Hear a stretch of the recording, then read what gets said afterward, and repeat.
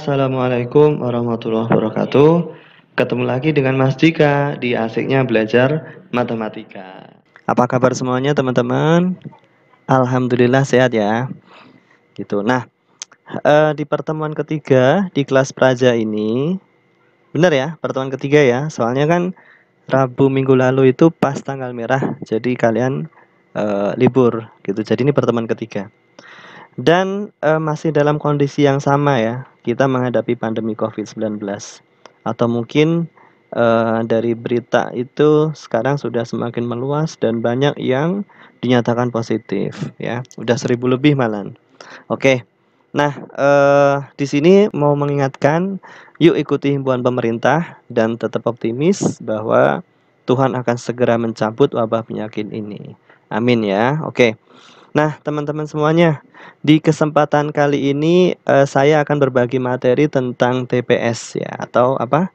Tes potensi skolastik ya. Nah, ini nanti akan masuk di subtes UTBK.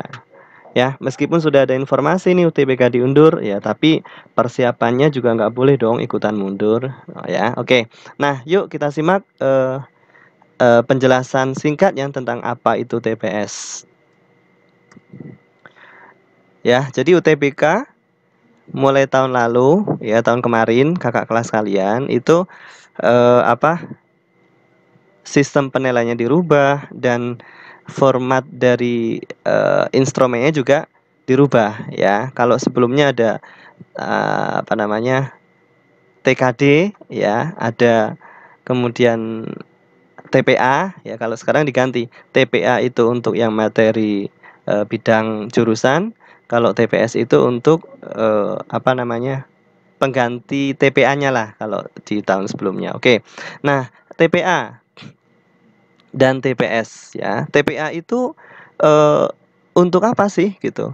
TPA itu tes potensi akademik. Jadi nanti sesuai dengan jurusan kalian masing-masing. Yang IPA berarti ya yang diujikan ada matematika, IPA gitu ya, fisika, biologi dan kimia.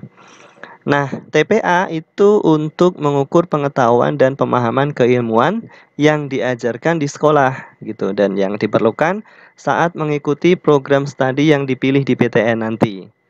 Ya, nah soalnya ini soal HOTS. Jadi memang ya untuk SBM dan UTBK memang soalnya rata-rata HOTS gitu. Jadi TPA untuk mengukur seberapa besar kalian memahami materi yang disampaikan di jenjang SMA kemarin. Itu TPA ya. Nah, sedangkan TPS atau tes potensi skolastik itu tujuannya untuk mengukur kemampuan kognitif, yaitu kemampuan penalaran dan pemahaman umum yang penting untuk keberhasilan di sekolah formal, khususnya pendidikan tinggi, atau lebih singkatnya gini. TPA untuk materi kelas 12 atau kelas SMA gitu ya, 10, 11, 12. Sedangkan TPS itu untuk mengukur potensi atau bakat yang kalian miliki. Nah, ini penting kenapa? Karena gini, kalau cuma dilihat TPA-nya aja, kita tahu ya bahwa di sekolah di Indonesia ini dari segi sarana, prasarana, ya jangankan se-Indonesia, sesama Jawa Barat aja deh, Bekasi, sebekasi aja antara SMA A dan B, jelas beda kan? Dari kualitas pengajarnya dan seterusnya gitu. Boleh jadi kalian yang sekolah di tertentu ya, yang merasa pengajarnya nggak enak nih, saya nggak paham diajar mereka, nggak apa-apa, itu boleh jadikan alasan.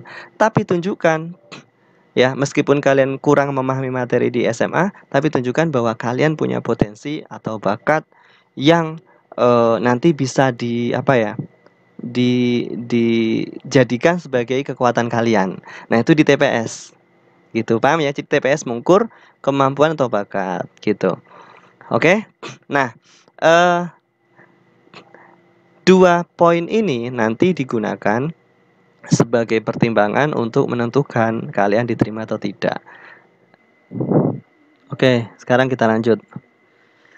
Fokus ke TPS ya, karena sekarang kita akan belajar tentang TPS.